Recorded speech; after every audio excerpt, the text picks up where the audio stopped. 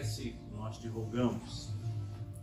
Permita, mestre amigo, que os nossos colaboradores, que os nossos tutores, que os nossos amigos e benfeitores espirituais possam mais uma vez colaborar conosco através da intuição, através da inspiração, para que tenhamos, Senhor, aquelas aberturas indispensáveis ao nosso conhecimento, para que amplie em nós as nossas capacidades de percepção, transformação, para que as nossas tarefas, para que os nossos estudos possam ser os instrumentos capazes de nos favorecer a estrutura íntima, Senhor, favorecendo a transformação de que carecemos. Nós te rogamos, Senhor, em função das famílias que aqui estão presentes, que estão aqui representadas. Nós te rogamos, Senhor, em função de nossos familiares, por aqueles que estão conosco no plano físico e por aqueles que já passaram para o plano espiritual, para que de alguma forma eles possam receber as nossas vibrações de carinho e respeito pelo muito que temos recebido.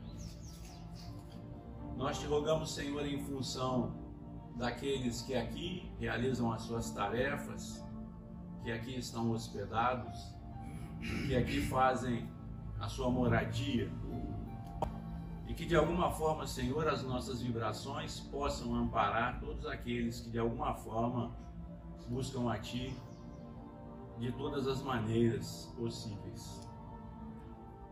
Nós te agradecemos, mestre amigo, a oportunidade da reunião e te rogamos, ser conosco, Senhor, hoje e sempre. Que assim seja, graças a Deus. Mais uma vez que vocês estão chegando, tá bom? Bom dia. Bom dia. Vocês ainda estão intimidados, eu não sei se é o frio, né? Mas esse bom dia dá uma vontade de ir embora que vocês nem imaginam. Bom dia, Augusto. Melhorou, vai. Bom dia.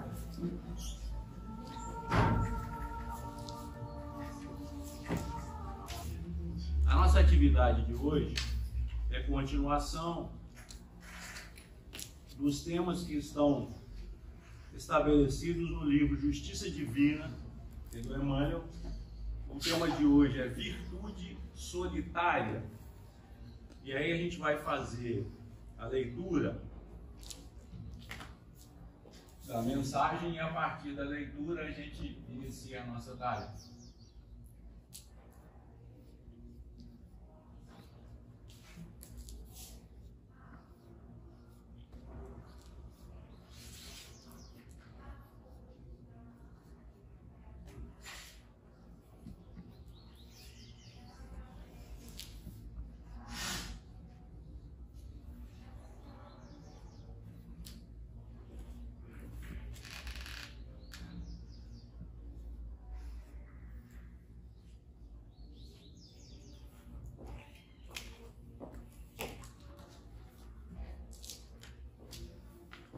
Virtude solitária.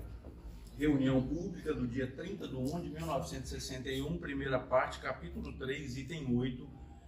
E isso aqui é a proposta do estudo de uma obra. Qual que é a obra que esse livro aqui estuda?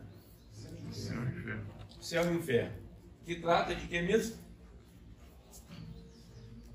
Das penas e consolações do plano espiritual, do código penal da vida futura. Então, céu e inferno tem esse objetivo. E aí Emmanuel vai falar conosco o seguinte: há quem deseje tranquilidade ideal na terra com a pretensão de fugir ao erro. Casa branca no aclive da serra, com o vale rente. Fontes claras correndo perto e jardim florido, clima doce e perfume da natureza. Nenhum aborrecimento, falta alguma, nenhum cuidado, problema algum. Solidão saborosa em que o morador consiga estirar-se, inerte, em poltronas e redes. No entanto, é no trato da luta que as forças se erijam e as qualidades se aperfeiçoam. Considerando-se que o mal é a experiência inferior nos quadros da experiência mais nobre, é no serviço do amparo mútuo e da tolerância recíproca que havemos de transformá-lo em bem duradouro, como se tomássemos as nossas próprias sombras de ontem para convertê-las na luz de hoje. Livres, estamos interligados perante a lei para fazer o melhor, e escravizados aos compromissos expiatórios, estaremos acorrentados uns aos outros no Instituto da Reencarnação, segundo a lei, para anular o pior que já foi feito por nós mesmos nas existências passadas. Ninguém progride sem alguém. Abençoemos assim as provações que nos abençoam. Trabalho é ascensão, dor é burilamento.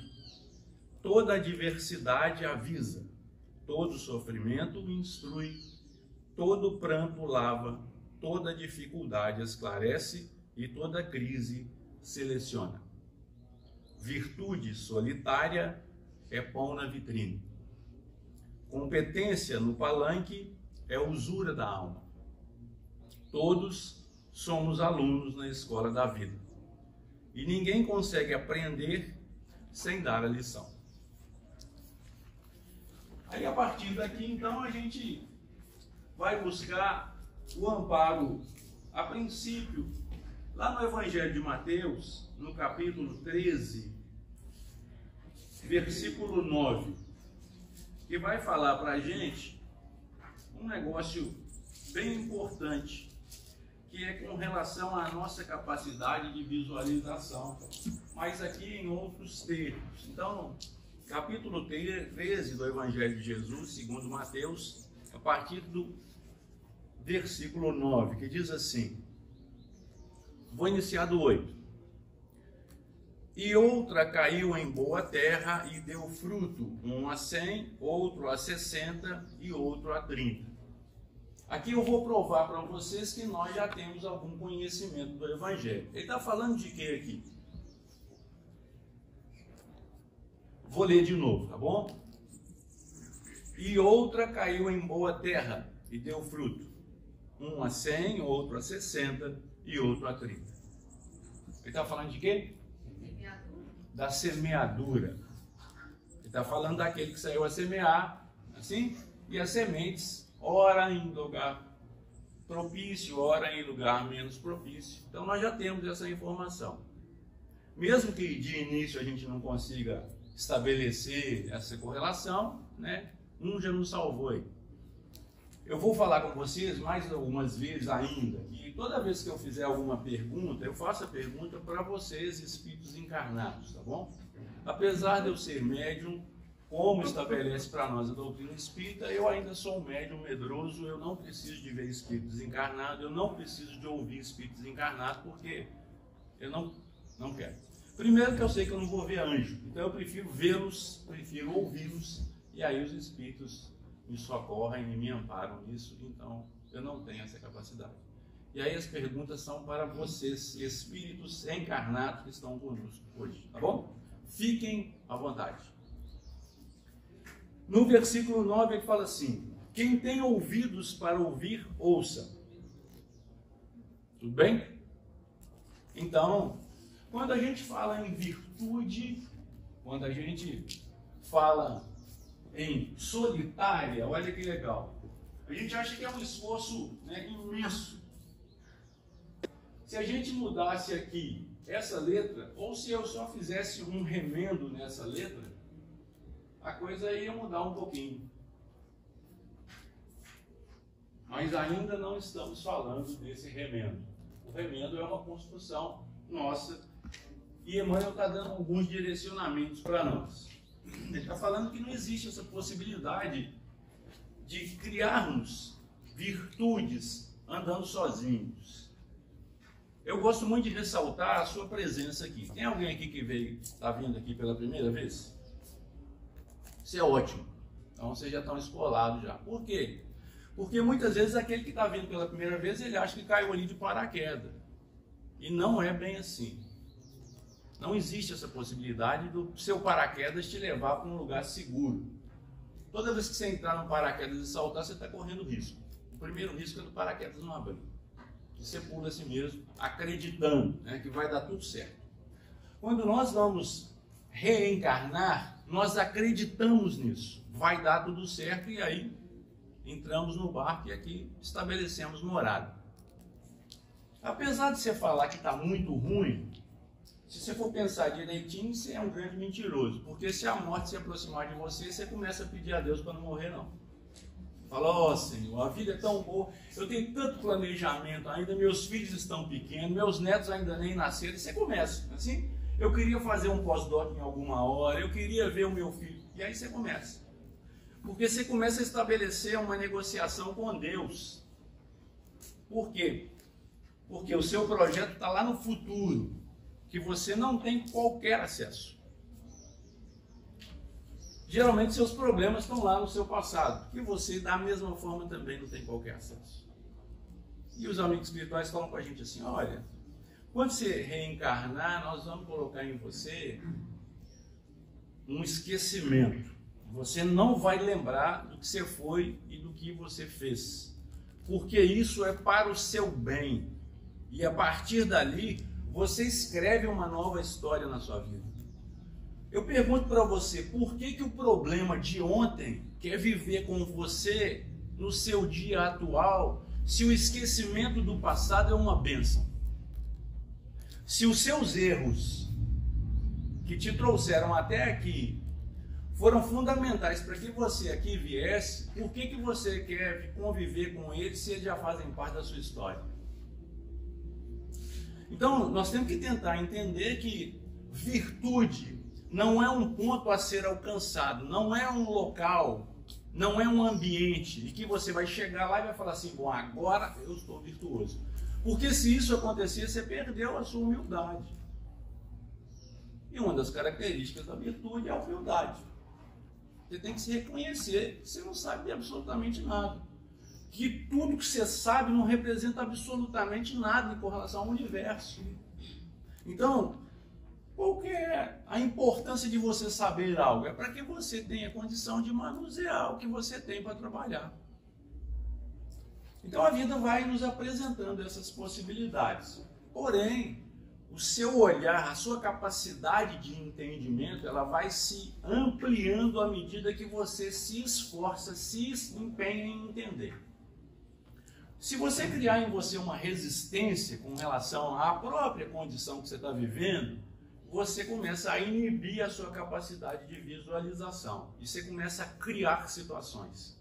Uma das situações muito tranquilas para a gente criar é a condenação divina. Por que você não conseguiu? Ah, porque Deus não quis. E se você conseguia? Porque Deus quis. Como se esse Deus fosse um paizão que colocasse a gente no colo e falasse, ó filhinho, né? Eu vou querer tudo de bom para você. Você pode ficar em casa, deitadinho aí. Não é assim que a gente faz com os nossos filhos? Você chama seu filho para evangelização, e aí, como você é espírita, você não pode mais forçar, você não pode mais impor, você não pode mais... Porque agora não, agora é livre-arbítrio, né? Não vou deixar ele dormir, tadinho. Ele está cansado, estudou. Como se o estudo fosse um trabalho exaustivo e não uma obrigação do espírito. Então a gente vai se perdendo, né? Então Deus não é esse paizão que coloca você no colo e fala, filhinho, fica tranquilo, eu vou resolver os seus problemas, né? Passa a mão na sua cabecinha. E se você chorar, ele... Sabe aquele negócio que parece que todo mundo aprendeu em algum momento? Que se você tem um filho recém-nascido e a pessoa fala assim, deixa eu pegar. E aí quando ele pega, ele fica assim, ó. E você pensa, por que ele está assim, né? Eu nunca criei meus filhos para ficar assim. Primeiro, não tem mola no joelho, né? Não tem necessidade. Você afaga o filho, pega ele. Não tem que ficar sacudindo. Aí a pessoa fica sacudindo. Então Deus, ele não é esse cara que vai te sacudir. Deus, ele vai te capacitar para que você tenha condição de resolver todo e qualquer problema na sua vida. Qualquer coisa. Esse é Deus. O que fugir disso é filosofia.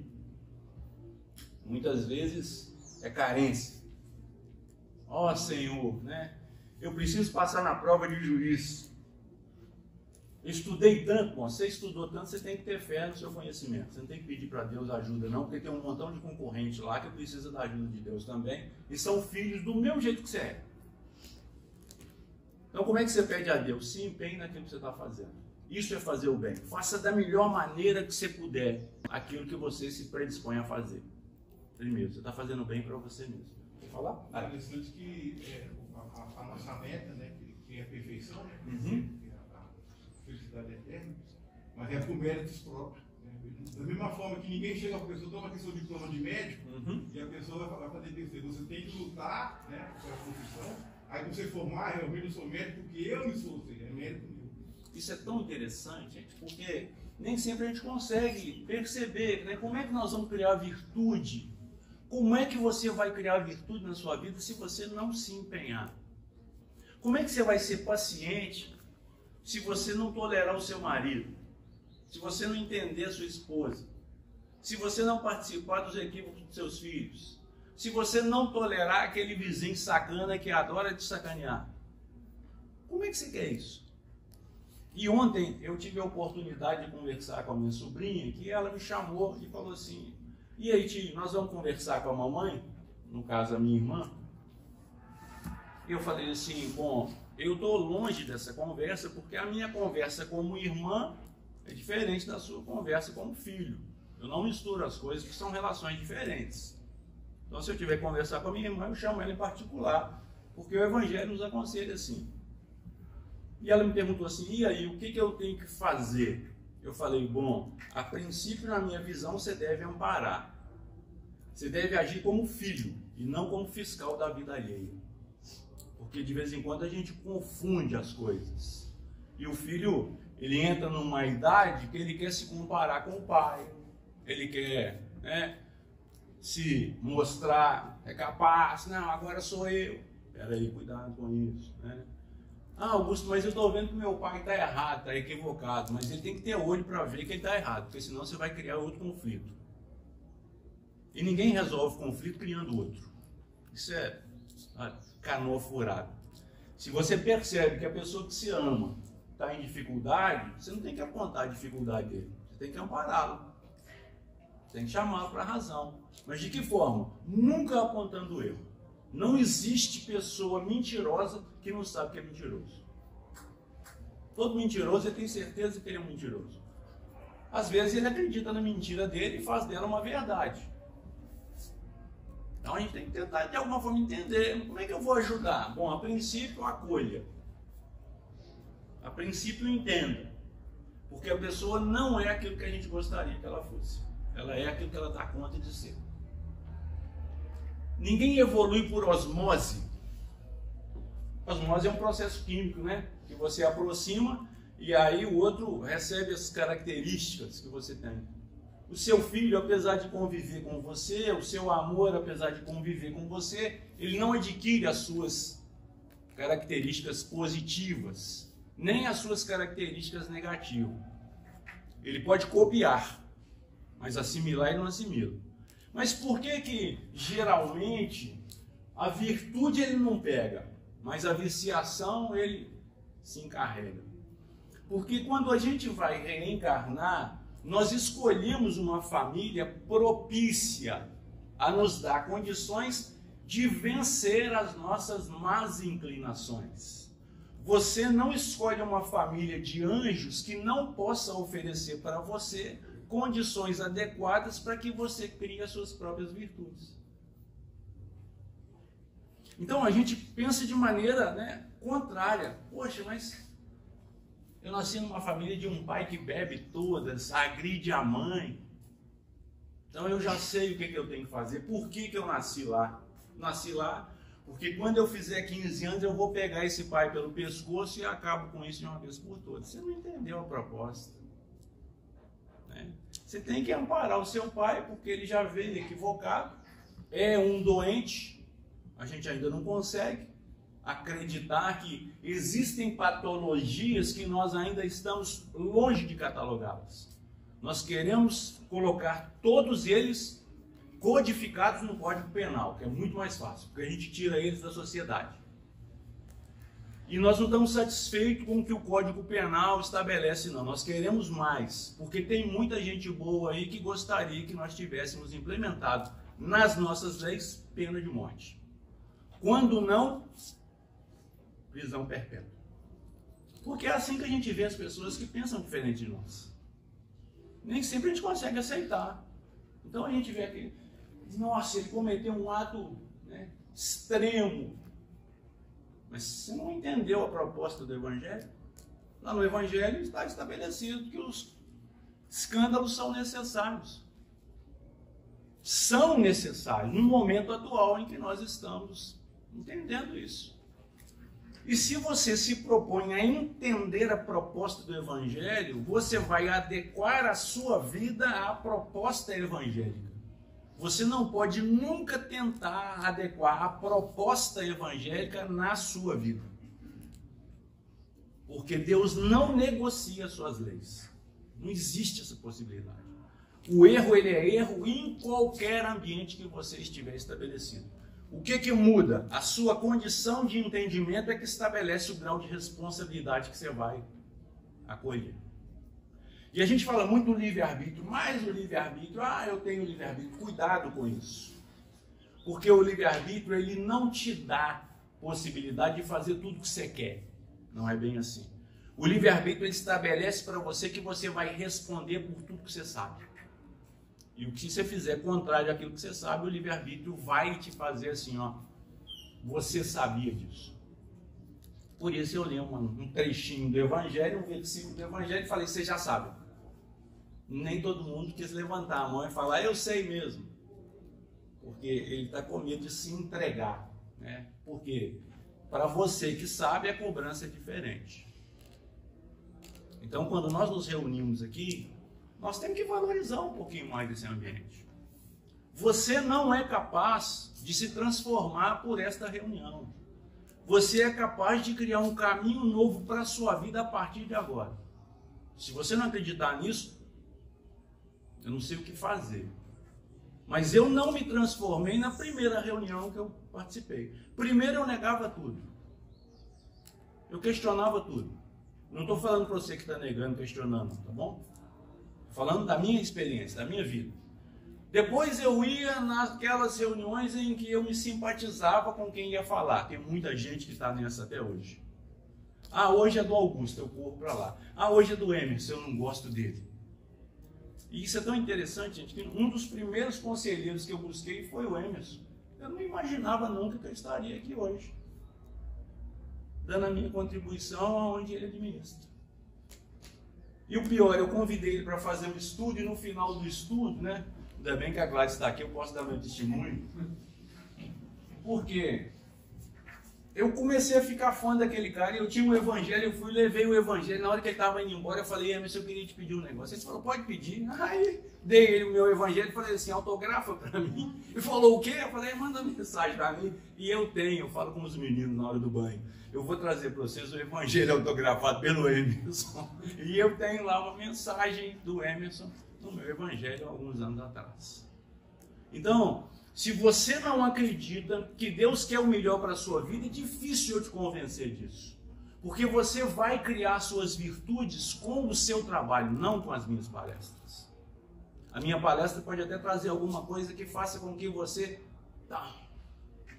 Mas eu não sou capaz de transformar a vida de ninguém além da minha. Por isso é que eu valorizo demais a minha vida. E é assim que a gente vai aprendendo, né? Você não é feliz, não é porque você não tem, não é porque você não quer.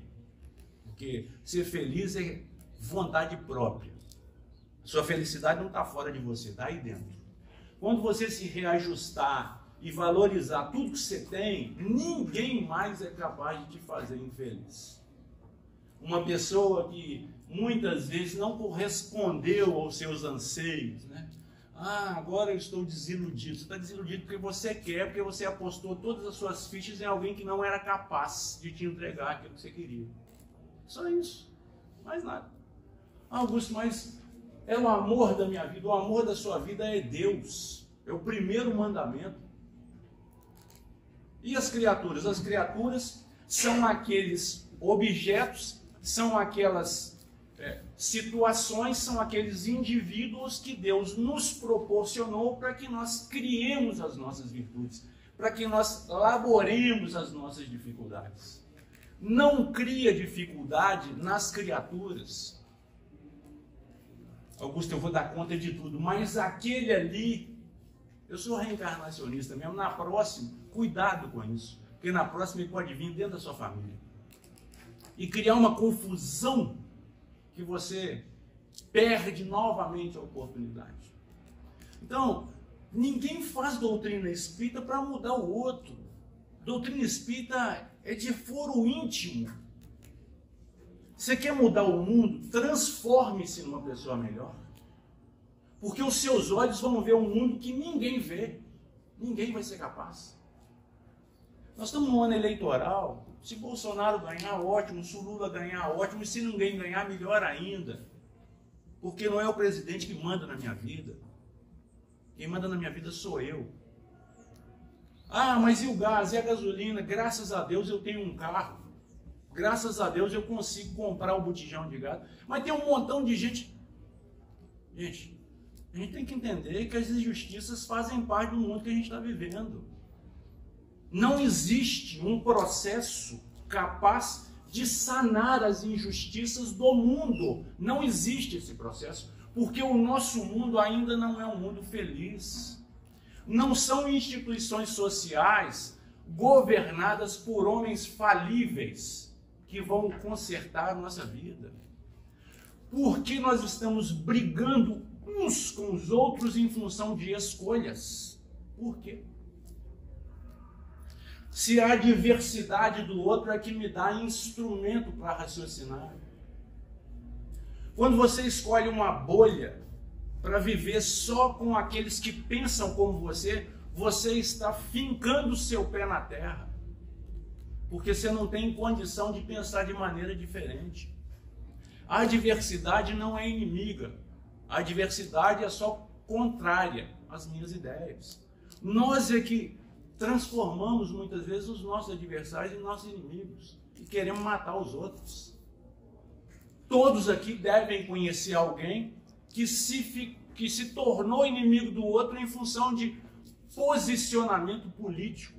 Eu vou ser bem franco com vocês, isso é um absurdo para você que está numa reunião como essa.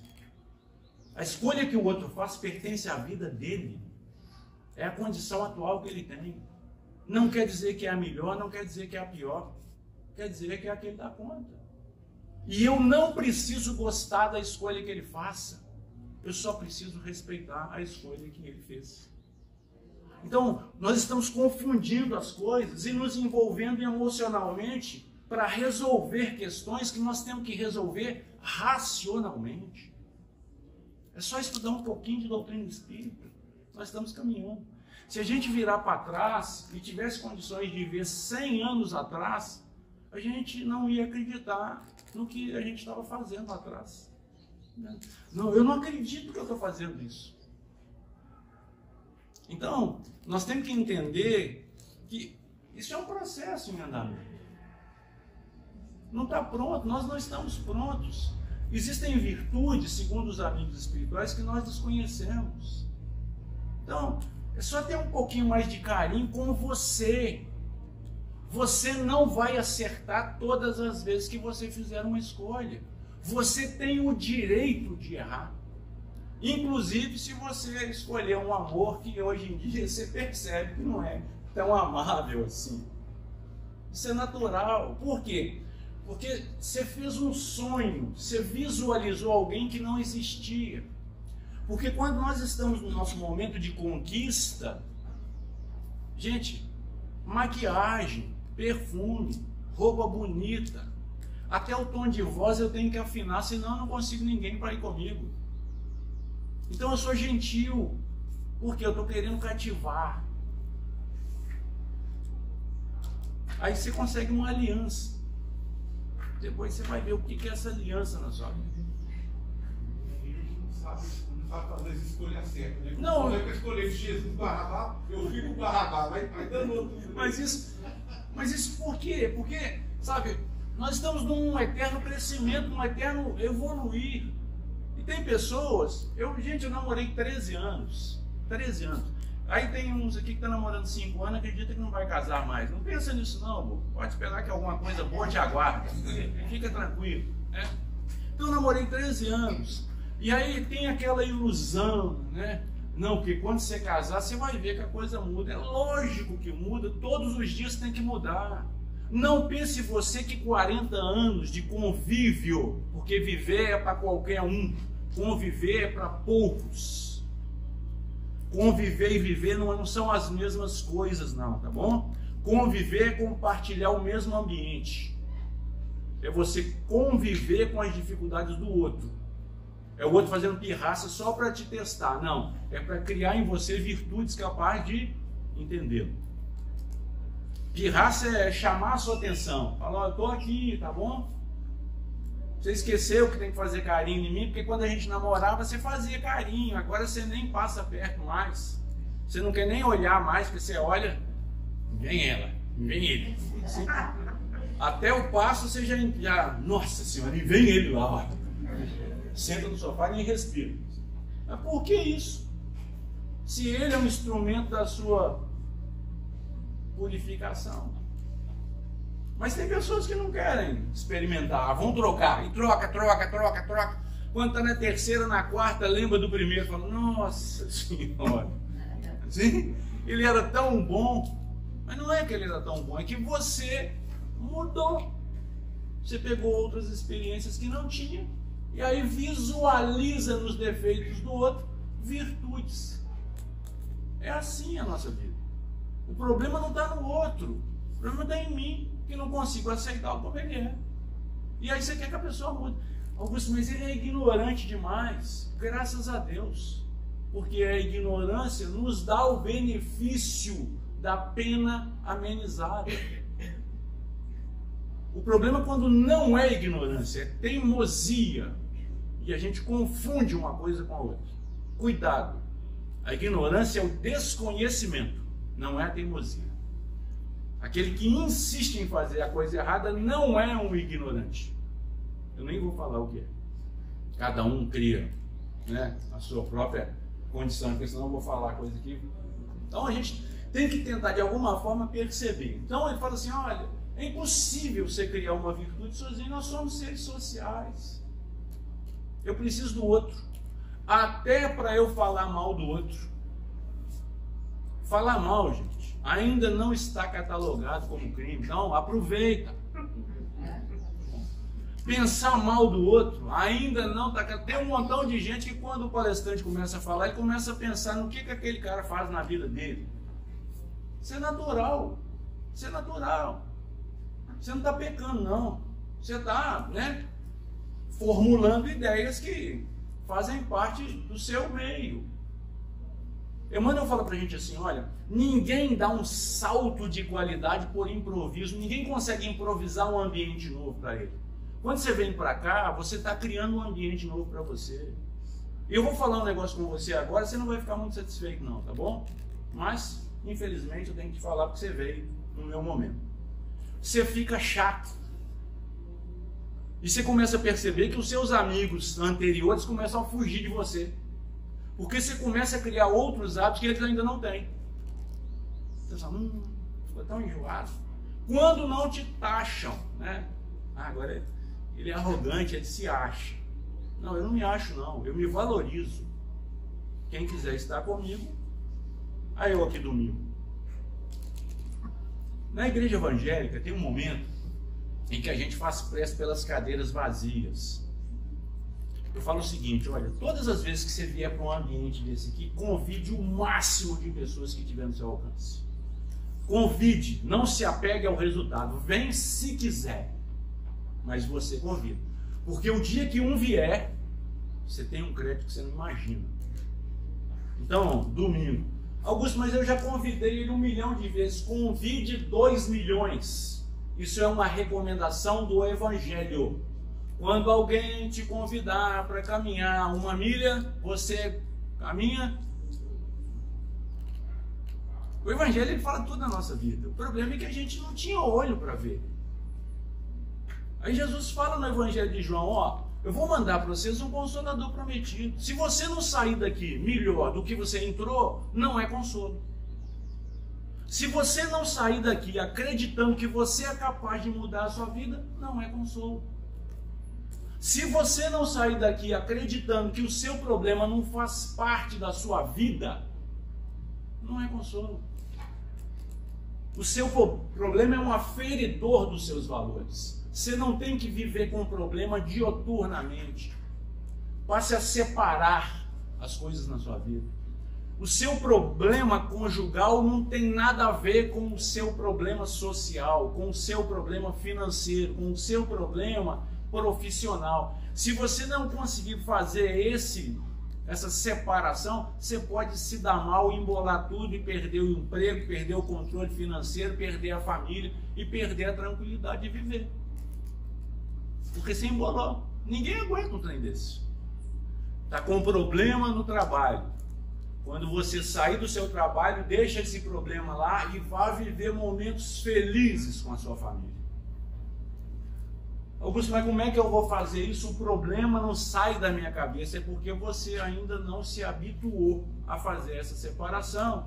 E você acredita que o fato de carregar todos os seus fardos dentro de uma mala, sofrendo, você vai resolver os seus problemas. O que é isso? Isso é um comodismo nosso lá de trás. Que a gente acreditava que faz um chicote cheio de pontas e vamos nos açoitar para a gente pagar, expurgar os nossos problemas. Não é assim? Amarra alguma coisa que te incomoda. Aí você fala assim, eu nunca fiz isso. Você não faz porque a misericórdia não deixa você lembrar que fez. Assim? Vamos tamponar isso para ele não... Mas se você lembrar disso, você começa a sofrer em uma relação doentia, achando que você vai expurgar. E agora eu vou sarar. Não, se você não dá conta, sai fora. Augusto, eu não consigo, isso me faz mal. Se você não sair, você vai agravar a sua situação e você pode chegar no plano espiritual mais cedo do que você esperava. Porque a vida foi feita para você desfrutar, não foi feita para você sofrer. Qual que é a finalidade disso? Se fosse para sofrer, a gente não ia falar que a Terra é um hospital. A Terra seria um cárcere. Não, a Terra é um hospital. Por quê? Porque você melhora. Quando você leva alguém para o hospital, por pior que ele possa estar, você acredita que ele vai melhorar. Quando ele sair dali, ele está melhor. Então é assim que a gente tem que acreditar. E aí, com isso, a gente vai, então, laborando com o que a gente tem. Bom, Augusto, eu não era espírita. Não é a doutrina espírita que vai melhorar o mundo. A doutrina espírita, ela informa o homem como ele deve ser para que ele melhore o mundo. Então, é a sua informação. Mas informação não muda comportamento. Você pega a informação, transforma ela em entendimento, porque você não vai aceitar aquilo que você não entende. E a partir do seu entendimento, você se transforma. Você começa a entrar em ação. Pequenas ações transformam a sua vida. Não queira mudar tudo de uma vez. Porque quando a gente fala em reforma íntima, tem que ser algo planejado, devagar. Nós temos estruturas milenares que nos acompanham. Então, um pouquinho de respeito. Não dou conta, respeite-se. Mas não desista. Porque se você já identificou onde você não dá conta, ali é o momento, ali é o ambiente para você trabalhar. E não pense você que você é a única pessoa na face da Terra, no planeta, capaz de resolver problemas alheios. Eu me lembro que a minha mãe falava assim com a gente ainda era pequena, falava assim, eu só peço uma coisa para Deus. Deve ter um monte de gente que sabe o que minha mãe pensava, não é? Principalmente sendo mãe. Ou não tem? Ela falava assim, eu não quero morrer com os meus filhos pequenos. E hoje eu penso assim, gente, Será que a gente acredita realmente que eu sou a única pessoa capaz de tomar conta dos meus filhos, da minha esposa? Se eu passar para o plano espiritual, será que não vai ter mais ninguém capaz de tomar conta? Porque eu acredito que a minha fórmula é a melhor, que a minha educação é a melhor possível para isso. Isso não existe. Nós somos substituíveis no ambiente em que nós estamos atuando. Nós não somos insubstituíveis na nossa intimidade. É só você com você mesmo. Quem é que faz o melhor arroz? Você. Augusto, mas eu prefiro o dele. Tudo bem, mas o dele é só quando ele estiver disponível para fazer para você. Se você não se predispor a fazer o seu, mesmo do jeitinho que você nem gosta ainda. E aí tem uma frase que fala assim para a gente, olha, aprenda a gostar das coisas para você ter coisas gostosas com você. Quando você começar a gostar daquilo que você tem, nada mais vai tirar a alegria sua de viver. Você tem um carro 2000, doido para trocar. Enquanto você ficar doido para trocar, você vai viver naquela angústia de não gosta, não te serve e tem te servido. Isso é em tudo na vida da gente. Eu preciso mudar o meu emprego. Primeiro você tem que mudar a sua estrutura, porque o seu emprego está ligado à sua estrutura. Ah, eu preciso mudar a minha vida. O que você quer mudar na sua vida? Porque a sua vida é feita de inúmeras situações, inúmeros sentimentos, inúmeras emoções. E se você não souber por onde começar, dificilmente você vai iniciar em algum momento. Então, se a gente não consegue conhecer aquilo que está nos envolvendo, o que está nos prejudicando, como é que nós vamos mudar a vida da gente? Augusto, eu não sou feliz. Bom, por quê? Ah, porque eu não tenho a casa que eu gostaria. Isso é uma opção sua. E se você quiser, eu posso te falar o seguinte, olha, não aposte as fichas da sua felicidade na sua casa, porque você pode comprar uma casa e ter um vizinho que você vai amaldiçoar. Porque casa não é lar.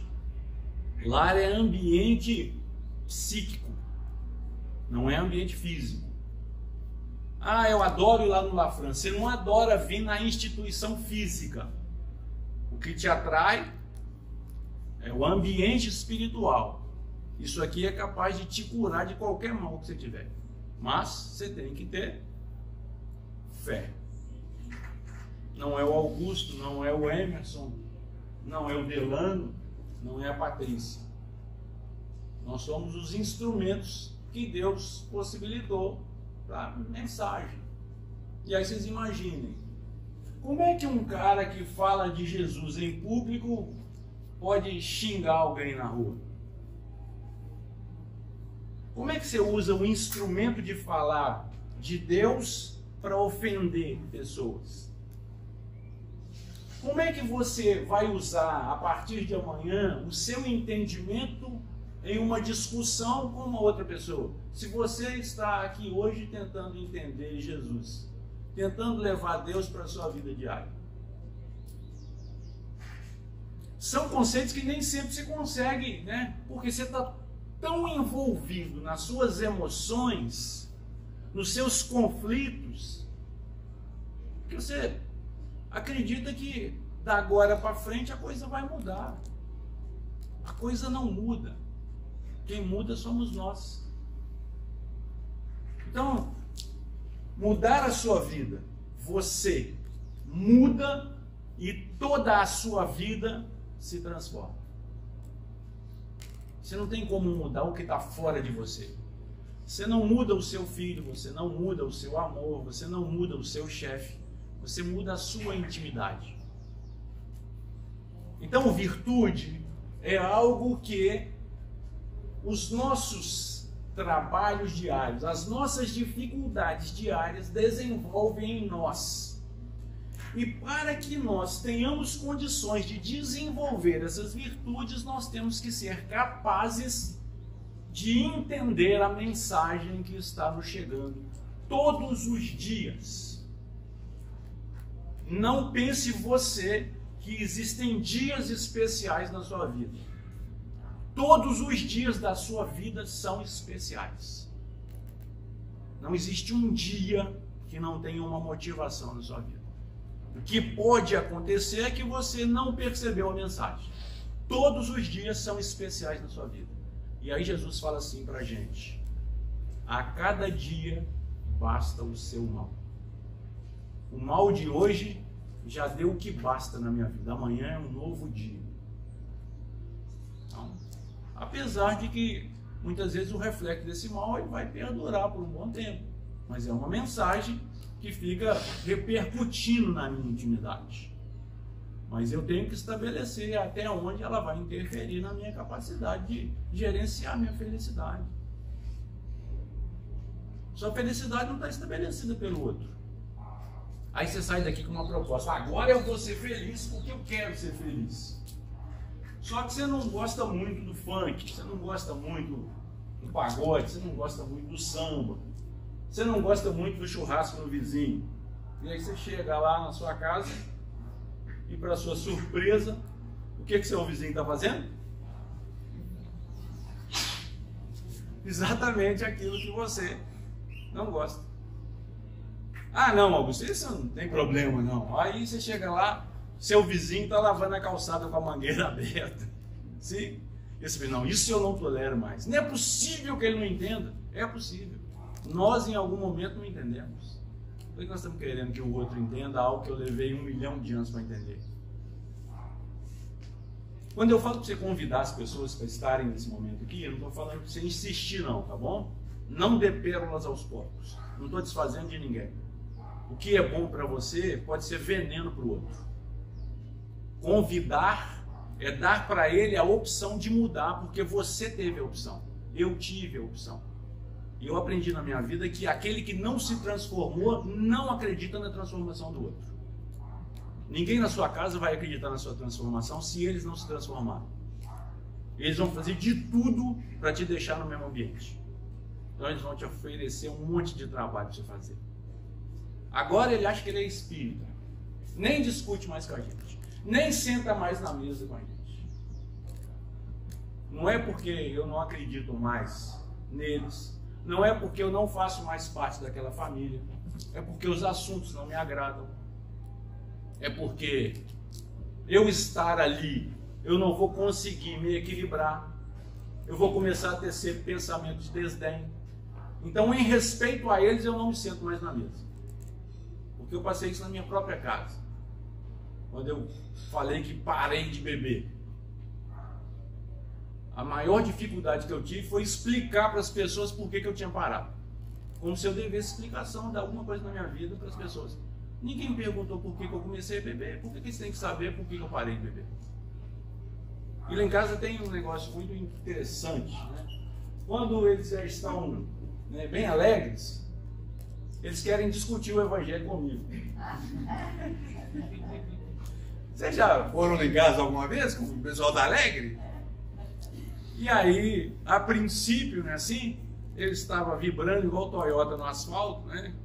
E eu queria explicar para eles, né, algumas questões evangélicas. Gente, né, peraí. Eu faço questão de falar do evangelho aqui com vocês. Aqui eu vibro ainda.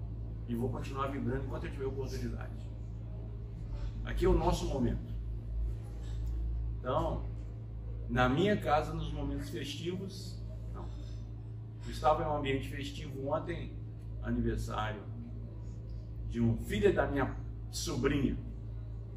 E eu tenho uma sobrinha que é evangélica.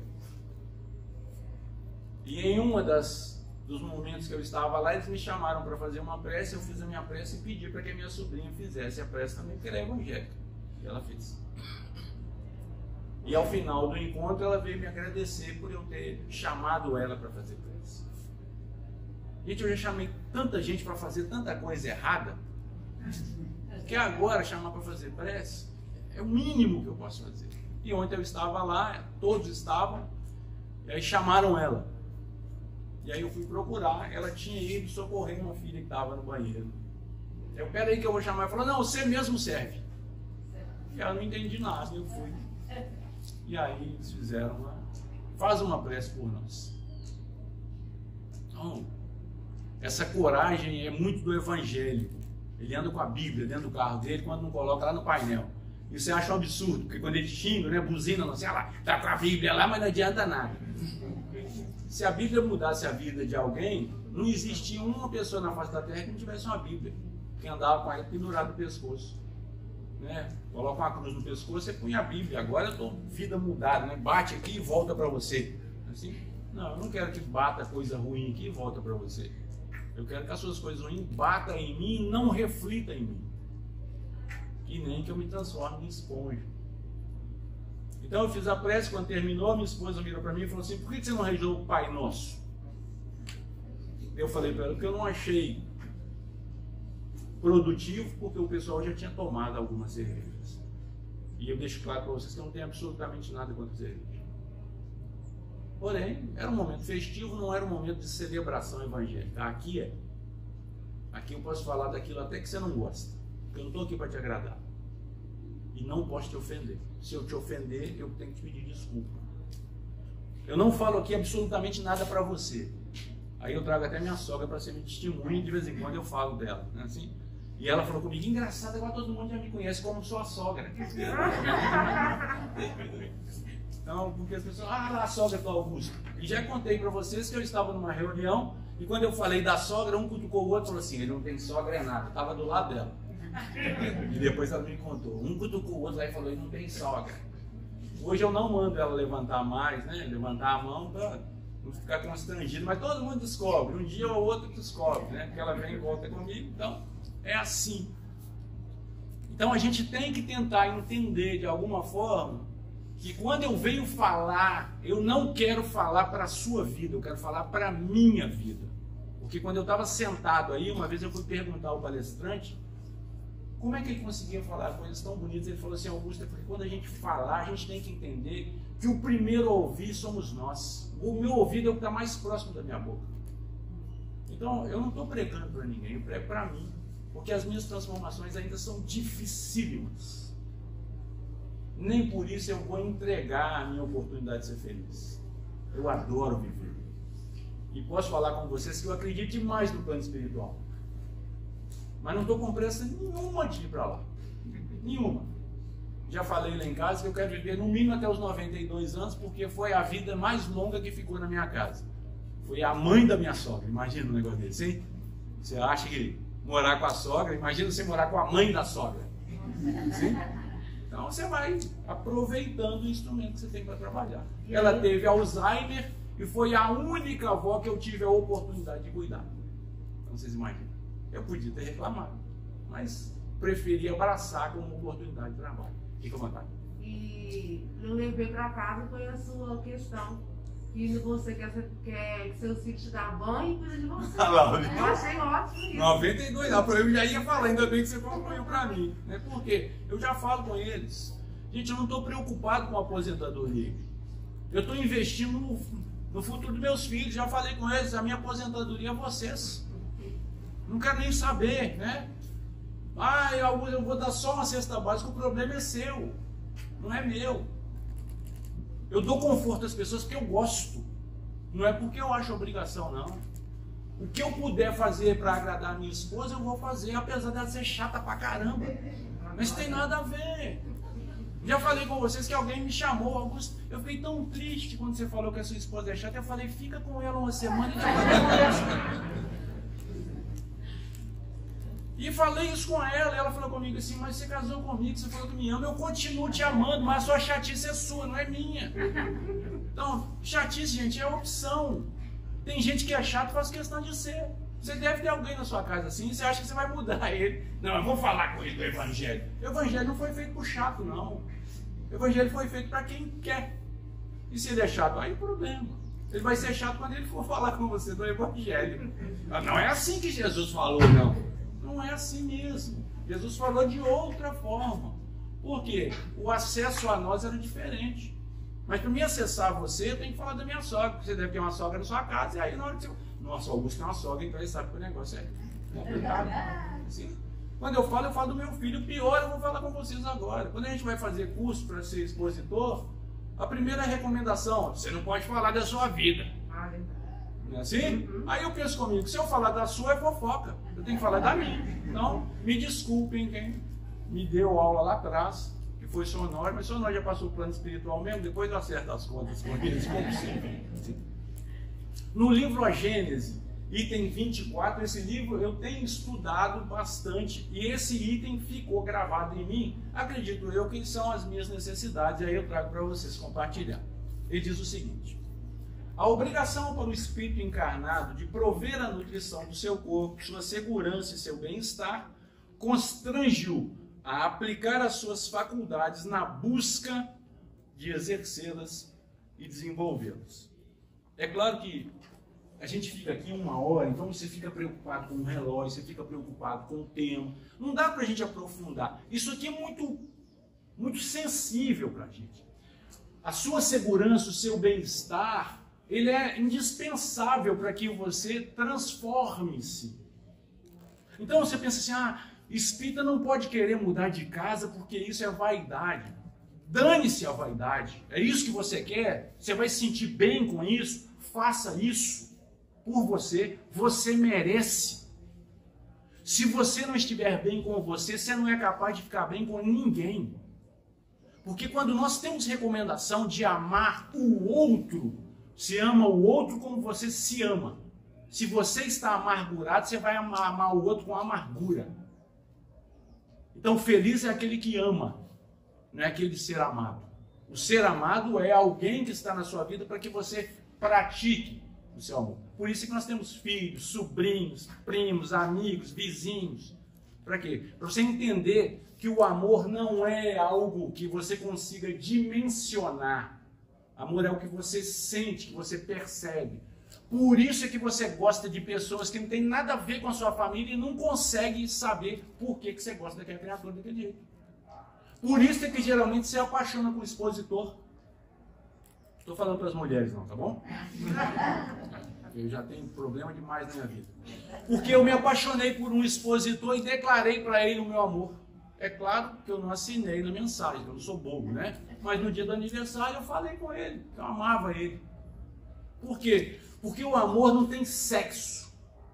Sexo é uma necessidade nossa, que está vindo lá do instinto.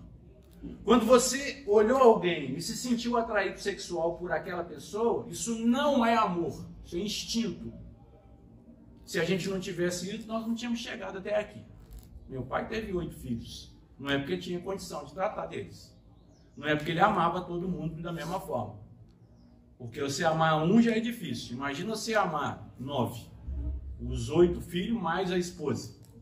E o pior, antigamente como é que era o amor da família? Tudo igual. 8 filhos. Como é que você ama os seus filhos? De maneira igual. Não existe essa possibilidade. Porque as pessoas são pessoas diferentes. O amor que você tem pela sua esposa tem algumas características. Inclusive vertentes sexuais. Você não tem que ter vergonha disso. Como se a vergonha fosse impedir você de sentir. Não sente. O que impede você de sentir é a sua capacidade de entendimento. Não preciso mais sentir essa atração pela mulher do outro, pelo marido do outro. Por quê? Porque isso está lá no Evangelho. Você não deve fazer o quê? Todo mundo sabe, mas ninguém quer falar, né? Porque você está cobiçando, né? Está com medo de se entregar. E ele fala assim, quando você em pensamento cobiçou, você já está pecando. Por enquanto, já falei com vocês, cobicem bastante no pensamento, tá bom? Porque ainda não está catalogado. Mas já é pecado. Então, você pode olhar, apreciar. Eu falei com a minha esposa, o dia que eu deixar de achar as mulheres bonitas, acabou o nosso casamento. Eu tenho que continuar achando as mulheres bonitas. Eu acho o homem também bonito. Qual que é o problema? O corpo bem esculturado, bem trabalhado.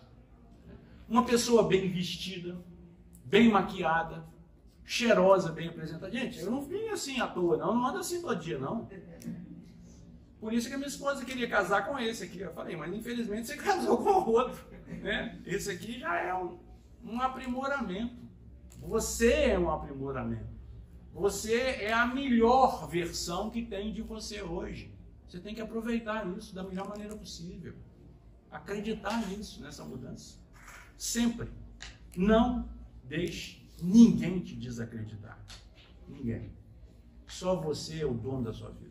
Ninguém mais.